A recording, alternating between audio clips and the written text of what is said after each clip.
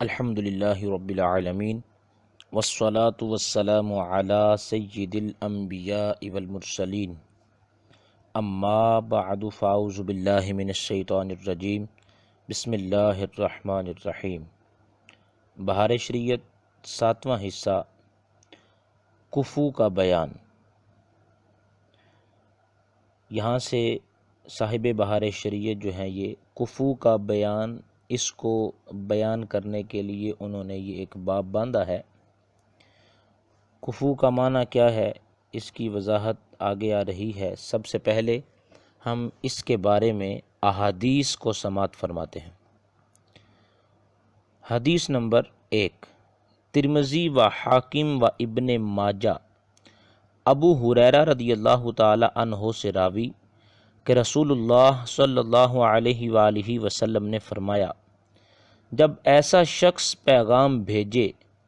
جس کے خلق و دین کو پسند کرتے ہو تو نکاح کر دو،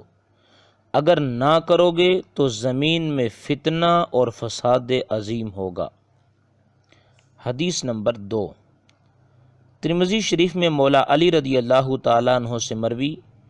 نبی کریم صلی اللہ علیہ وآلہ وسلم نے ارشاد فرمایا، اے علی، 3 چیزوں میں تاخیر نہ کرو، دیر نہ کرو۔ نمبر 1، نماز کا جب وقت آ جائے، اور نمبر 2، جنازہ جب موجود ہو، اور نمبر 3، بے شوہر والی کا جب کفو ملے، یعنی ایسی عورت جو ابھی شادی شدہ نہیں ہے، وہ بے شوہر والی عورت ہے، یعنی اس کا شوہر نہیں ہے، جب اس کا کفو ملے تو اب اس کی شادی کے اندر اس کے نکاح کرنے میں دیر نہ کرو۔ یہ 2 احادیث ہم نے سنی ہیں۔ اب اس سے آگے جو ہے یہ مسائل شرعیہ بیان کیے جاتے ہیں۔ یہاں سے آگے صاحب بہار شریعت کفو کے معنی کو بیان کرتے ہیں۔ کفو کا مطلب کیا ہے؟ کفو کے یہ معنی ہے کہ مرد عورت سے نسب وغیرہ میں اتنا کم نہ ہو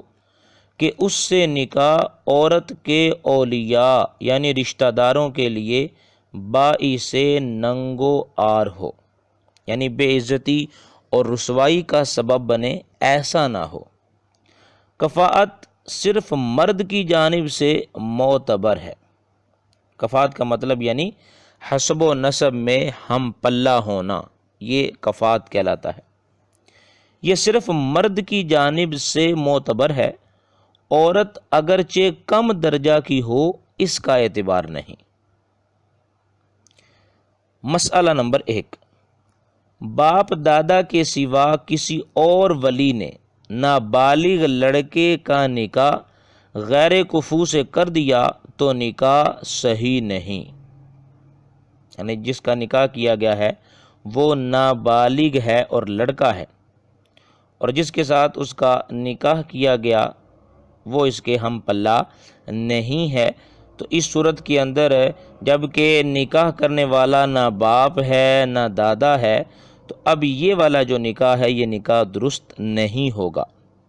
اور بالغ اپنا خود نکاح کرنا چاہے تو غیر کفو عورت سے کر سکتا ہے، کہ عورت کی جانب سے اس صورت میں کفاءت معتبر نہیں، اور نابالغ میں دونوں طرف سے کفاءت کا اعتبار ہے، یعنی جو نابالغ ہوگا اس صورت میں جو ہے وہ پھر دونوں طرف سے، مرد کی جانب سے بھی اور عورت کی جانب سے بھی جو ہے وہ کفاءت کا اعتبار کیا جائے گا، ہم پلہ ہونا دیکھا جائے گا کہ یہ حسب و نسب میں ہم پلہ بھی ہیں یا نہیں ہیں۔ آگے مسئلہ نمبر 2، کفاءت میں 6 چیزوں کا اعتبار ہے، یعنی یہ جو پیچھے بیان کیا کہ ہم پلہ ہونا، حسب و نسب میں ہم پلہ ہونا جو ہے یہ ضروری ہے، تو اب اس میں کون کون سی چیز دیکھی جائے گی کہ ان چیزوں کی وجہ سے ہمیں یہ پتہ چل جائے کہ یہ آپس میں ہم پلہ ہیں، برابر ہیں، ان کا آپس میں نکاح جو ہے یہ درست ہے اور یہ ایک دوسرے کے کفو ہیں۔ تو صاحب بہار شریعت نے یہاں پر جو ہے وہ 6 چیزوں کا بیان کیا ہے کہ جن کا اعتبار کیا جائے گا۔ نمبر 1، نسب دیکھا جائے گا کہ ان دونوں کا نسب کس طرح کا ہے۔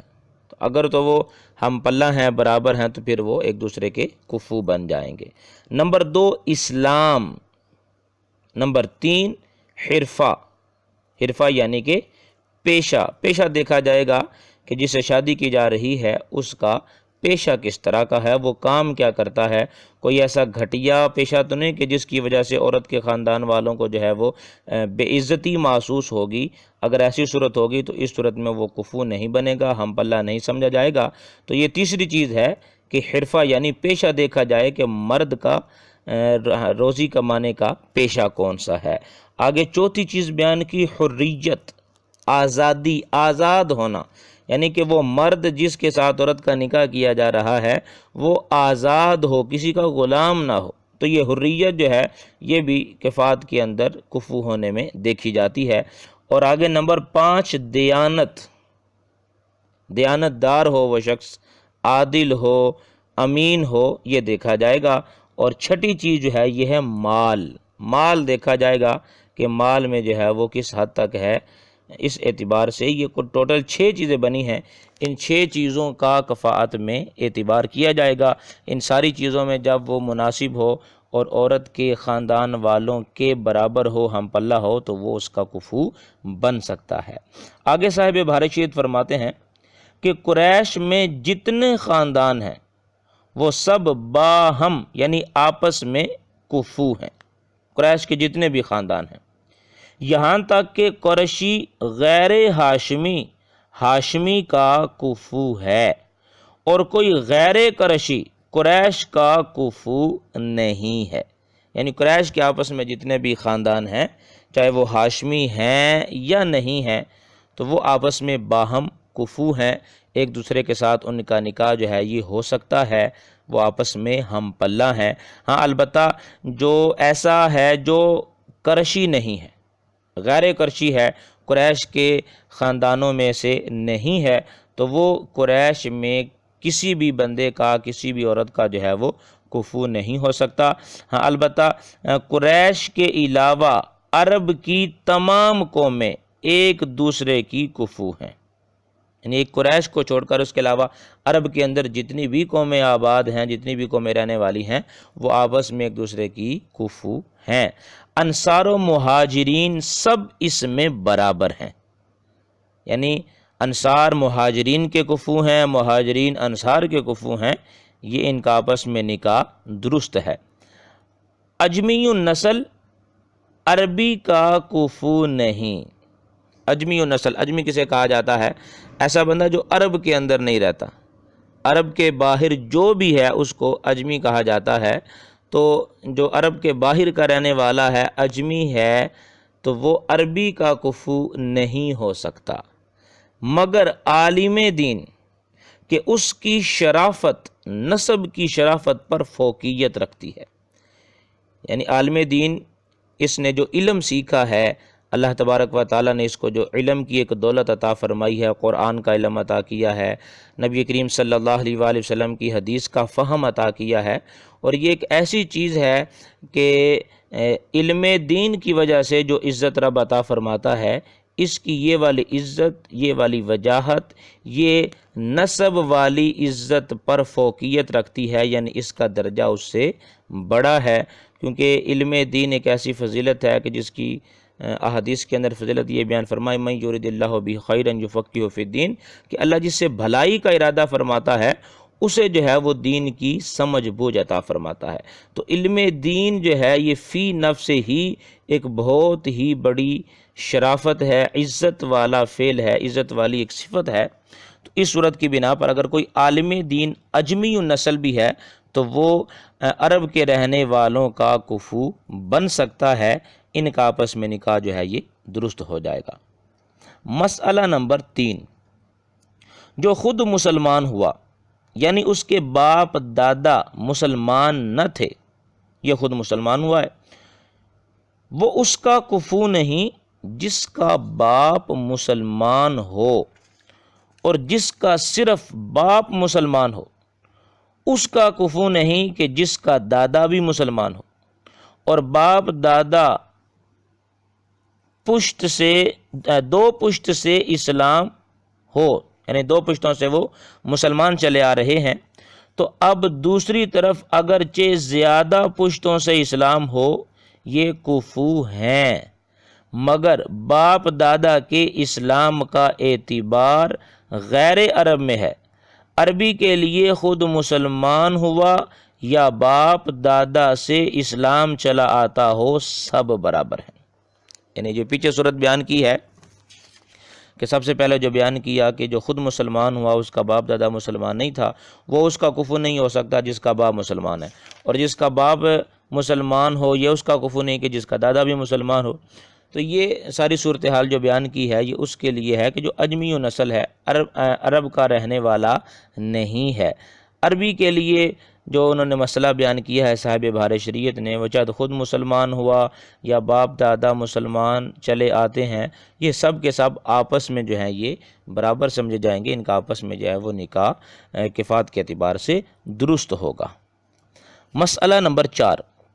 مرتد اگر اسلام لایا۔ مرتد کسے کہا جاتا ہے؟ مرتد وہ بد نصیب کہ جو پہلے مسلمان تھا اور پھر معاذ اللہ وہ دین اسلام کو چھوڑ کر کوئی اور دین اختیار کر لیتا ہے، یہودی ہو جاتا ہے، نصرانی ہو جاتا ہے، تو یہ مرتد کہلاتا ہے۔ اب اس کے بارے میں مسئلہ یہ بیان کیا کہ مرتد اگر اسلام لایا، یعنی دوبارہ مسلمان ہو جاتا ہے، تو وہ اس مسلمان کا کفو ہے جو مرتد نہ ہوا تھا۔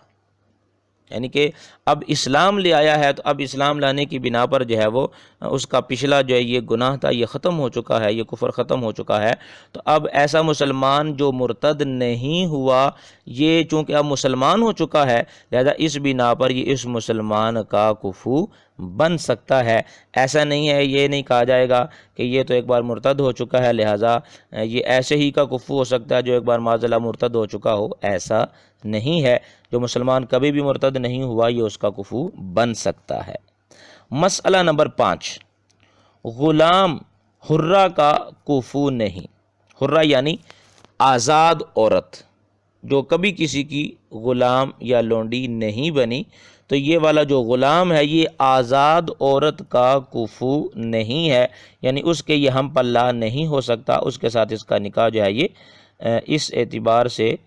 کفات کے اعتبار سے جو ہے وہ درست نہیں مانا جائے گا۔ نہ وہ جو آزاد کیا گیا حرہ اصلیہ کا کفو ہے۔ حرہ اصلیہ یہ ایک اصطلاح آئی ہے، حرہ اصلیہ کا کیا مطلب ہے؟ حرہ اصلیہ یعنی وہ عورت جو کبھی لونڈی نہ بنی ہو، کبھی کسی کی جو ہے یہ لونڈی نہیں بنی، یہ ہمیں شروع ہوئی سے جب سے پیدا ہوئی ہے آزاد ہی ہے، تو وہ جس کو آزاد کیا گیا ہے، یعنی وہ جو پہلے غلام تھا بعد میں اس کو آزاد کیا گیا، تو اب یہ حرہ اصلیہ کا کفو ہے، نہ یہ حرہ اصلیہ کا جو ہے وہ کفو نہیں بن سکتا۔ اور جس کا باپ آزاد کیا گیا وہ اس کا کفو نہیں جس کا دادا آزاد کیا گیا، اور جس کا دادا آزاد کیا گیا وہ اس کا کفو ہے جس کی آزادی کئی پشت سے ہے۔ یعنی اس میں جو اصل اعتبار کیا گیا وہ دو نسلوں کا اعتبار کیا گیا ہے کہ دو نسلوں میں اگر جیسا کہ پیچھے ہم نے مسئلہ نمبر 3 کے اندر بھی سنا تھا کہ اگر جو ہے وہ باپ دادا دو پشت سے اسلام ہو، تو اب دوسری طرف اگرچہ زیادہ پشتوں سے اسلام ہو، کفو ہے، تو دو پشتوں کا اعتبار کیا جائے گا، دو پشتوں سے ان میں اسلام چلا آتا ہے یا دو پشتوں سے جو ان میں آزادی چلی آ رہی ہے، وہ آزاد ہو چکے ہیں، تو اس صورت کے اندر جو ہے اب دوسری طرف اگرچہ کئی پشتوں سے یہ اسلام کا سلسلہ ہو یا کئی پشتوں سے جو ہے وہ آزادی کا سلسلہ ہو، یہ آپس میں ایک دوسرے کے کفو ہیں اور ان کا آپس میں جو ہے یہ نکاح درست ہو جائے گا۔ مسئلہ نمبر 6، جس لونڈی کے آزاد کرنے والے اشراف ہوں، اشراف سے مراد یعنی کہ وہ شرف و عزت رکھتے ہیں، چاہے دینی اعتبار سے ہو، دنیاوی اعتبار سے ہو، مال و دولت کے اعتبار سے وہ صاحب عزت اور صاحب مرتبہ شمار کیے جاتے ہیں،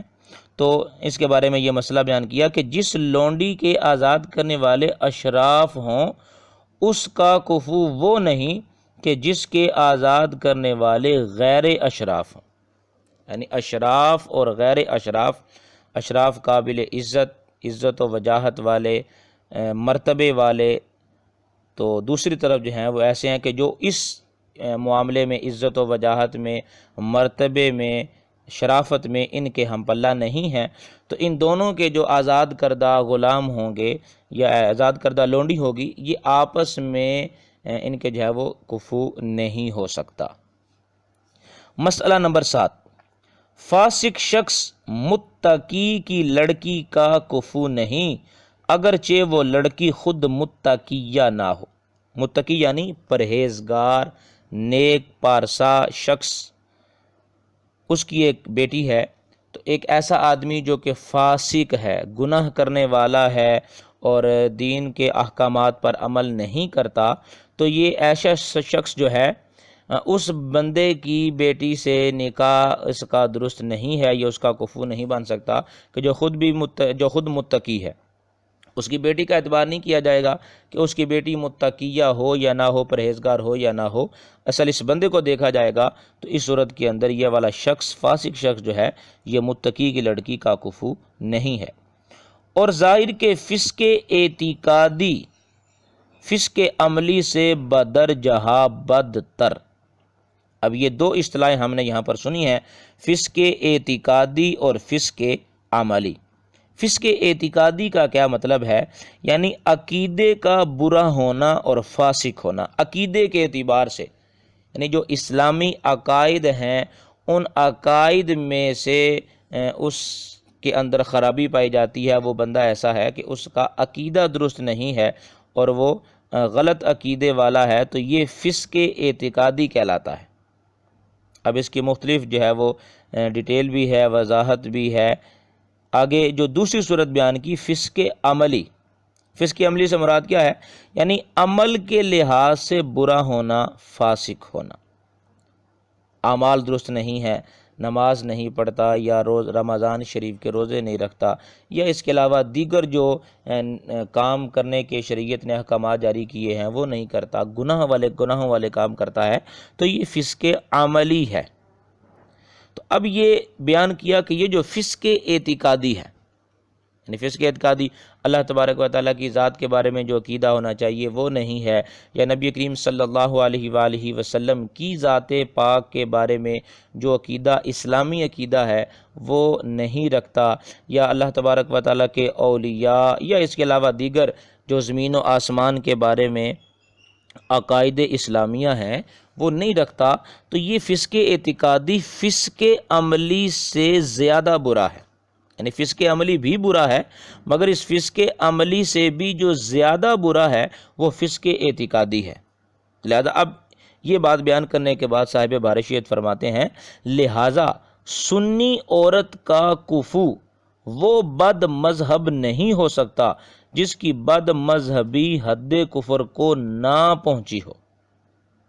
یعنی ایسا بد مذہب ہے،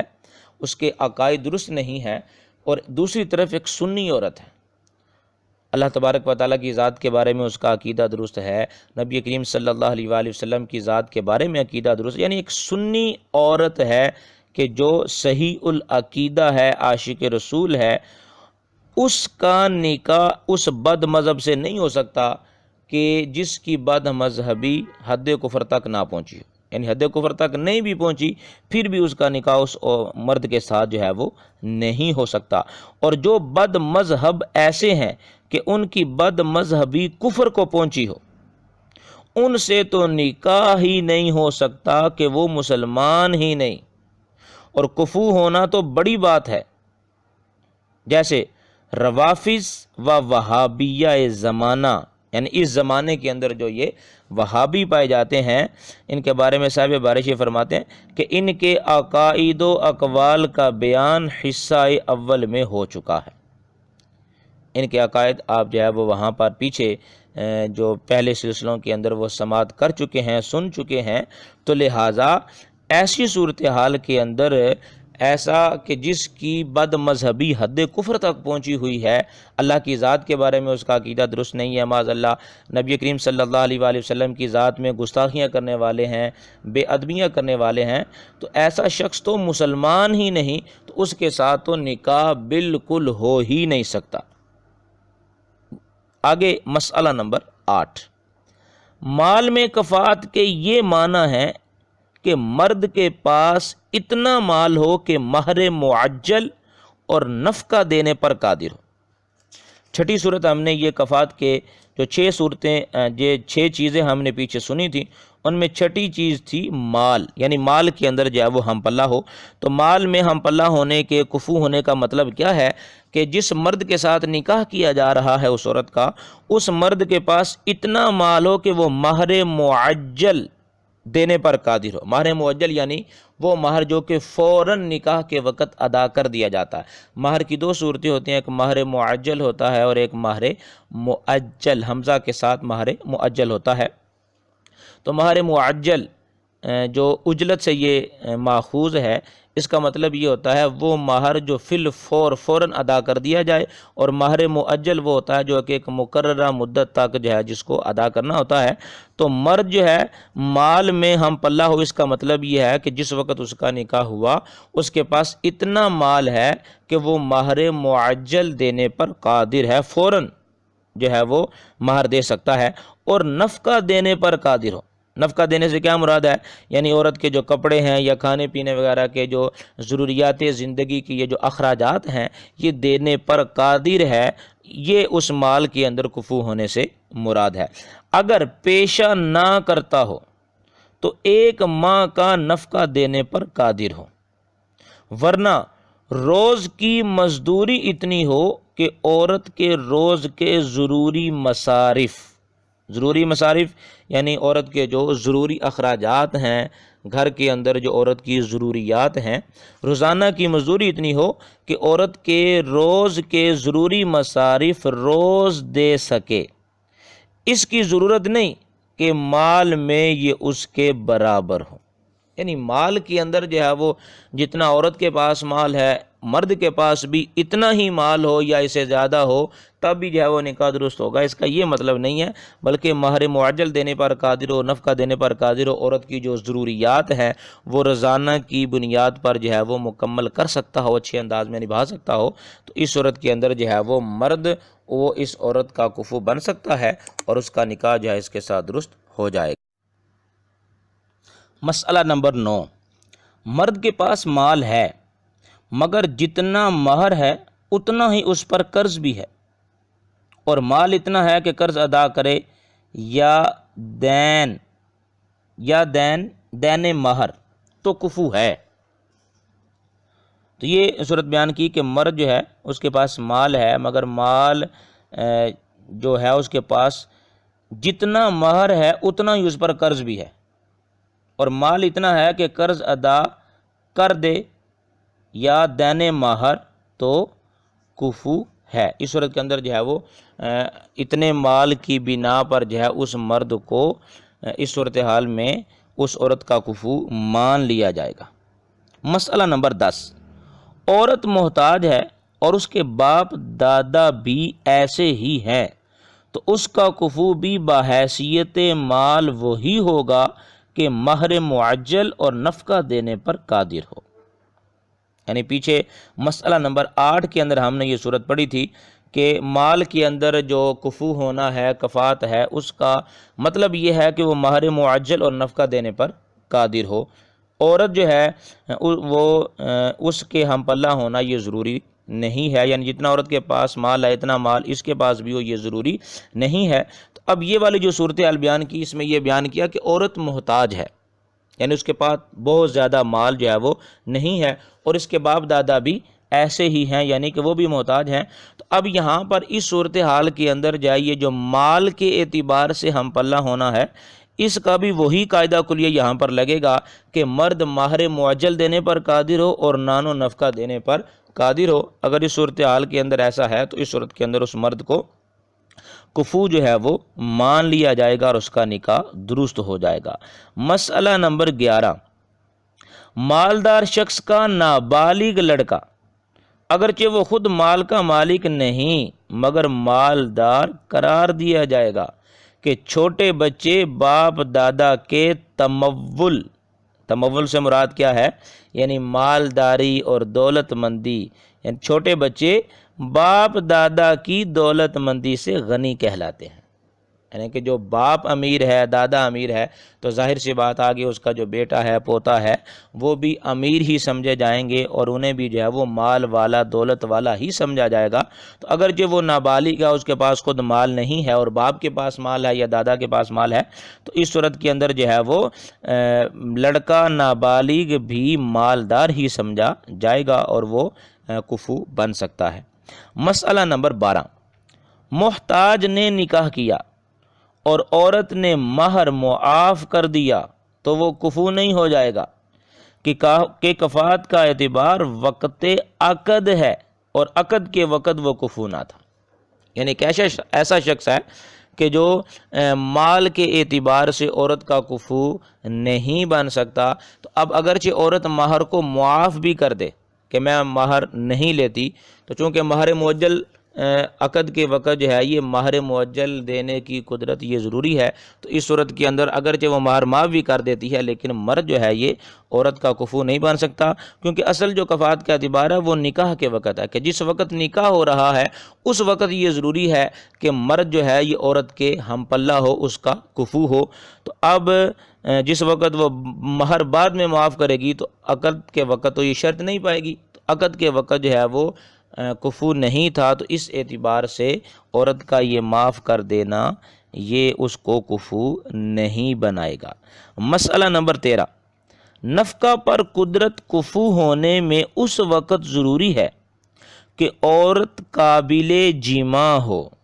یعنی عورت جو ہے اس کے ساتھ وہ بندہ، وہ مرد، وہ شوہر وطی کر سکتا ہے، صحبت کر سکتا ہے، اس صورت میں یہ ضروری ہے کہ وہ نان و نفقہ دینے پر جو ہے وہ قدرت رکھتا ہو، کیونکہ نان و نفقہ اسی صورت میں واجب ہو جاتا ہے کہ جب عورت قابل جماع ہو، عورت کے ساتھ وطی کر سکتا ہے، اسی صورت میں نان و نفقہ واجب ہوتا ہے، ورنہ جب تک اس قابل نہ ہو شوہر پر اس کا نفقہ واجب نہیں، لہٰذا اس پر قدرت بھی ضروری نہیں، صرف مہر معجل پر قدرت کافی ہے۔ یعنی دو صورتیں ہیں کہ جس وقت نکاح کرے گا اس وقت جو ہے وہ مہر معجل اگر دینے پر قادر ہے تو وہ کفو مان لیا جائے گا، لیکن جو نان و نفقہ ہے یہ اسی صورت میں واجب ہوگا جب کہ جو ہے وہ عورت کے ساتھ وطی کر سکتا ہو، عورت اس قابل ہو۔ تو اس اعتبار میں نفقہ پر قدرت ہونے کے اعتبار سے جو کفو ہونا ہے یہ اس کی وضاحت ہے۔ مسئلہ نمبر 4، جن لوگوں کے پیشے ذلیل سمجھے جاتے ہیں، گھٹیا سمجھے جاتے ہیں، وہ اچھے پیشہ والوں کے کفو نہیں۔ مثلا جوتا بنانے والے، چمڑا پکانے والے، سائس سے کیا مراد ہے؟ یعنی سائس اس کو کہا جاتا ہے جو گھوڑے کی دیکھ بھال کرنے والا ہوتا ہے، اس کو سائس کہا جاتا ہے۔ چرواہے، یہ ان کے کفو نہیں جو کپڑا بیچتے، عطر فروشی کرتے، تجارت کرتے ہیں۔ یعنی جوتا بنانے والے، چمڑا بنانے والے اور گھوڑوں کی رکھوالی کرنے والے، یہ کپڑا بیچنے والوں، عطر فروشی کرنے والوں اور تجارت کرنے والوں کے کفو نہیں ہو سکتے۔ اور اگر خود جوتا نہ بناتا ہو بلکہ کارخانہ دار ہے، یعنی اس کا کارخانہ ہے اور اس کے پاس لوگ کام کرتے ہیں، یہ اس کا مالک ہے اور اس کے یہاں لوگ نوکر ہیں، یہ کام کرتے ہیں، یا دکاندار ہے کہ بنے ہوئے جوتے لیتا اور بیچتا ہے، تو یہ تاجر وغیرہ کا کفو ہے، یوں ہی اور کاموں میں۔ یعنی ایسا بندہ ہے، پیچھے تو یہ بیان کیا نا کہ جو جوتے بنانے والا ہے یہ کپڑے بیچنے والے کا کفو نہیں ہو سکتا، اس وجہ سے کیونکہ یہ کپڑا بیچنے والا ایک اچھا پیشہ سمجھا جاتا ہے اور جوتے بنانے والا جو ہے یہ ایک اچھا پیشہ نہیں سمجھا جاتا۔ لیکن اگر ایسا ہے کہ وہ خود تو جوتے نہیں بناتا مگر وہ اس کا اپنا کارخانہ ہے اور وہ خود مالک ہے اور اس کے یہاں نوکر کام کرتے ہیں، تو اس صورت کے اندر اس کا مالک ہو جانا یہ اس کا ایک اچھا سٹیٹس ہے، اس کو عام صورتحال میں اچھی نگاہ سے دیکھا جاتا ہے تو اس صورت کے اندر یہ کپڑا بیچنے والے یا اسی طرح کا جو اچھا پیشہ کرنے والے ہیں ان کا یہ کفو بن سکتا ہے۔ اسی طرح بقیہ جتنے بھی کام ہیں ان کے اندر بھی کفو جو ہے وہ اس اعتبار سے کہ یعنی اگر وہ خود مالک ہے اور لوگ اس کے پاس کام کرتے ہیں، خود وہ کام نہیں کرتا، تو اس طرح اس کو جو ہے وہ کفو مان لیا جائے گا۔